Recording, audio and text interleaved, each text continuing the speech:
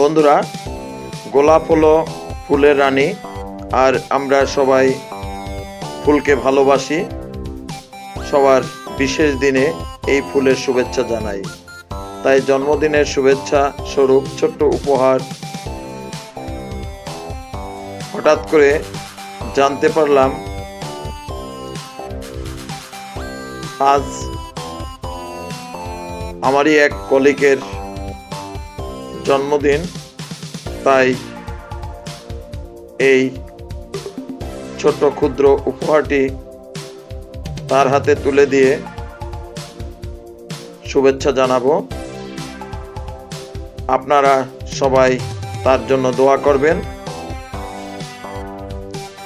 আপনারাও সবাই ভালো থাকবেন।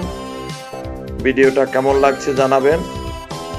নিজে দেখবেন, অপরকে দেখার সুযোগ করে দিবেন। ধন্যবাদ।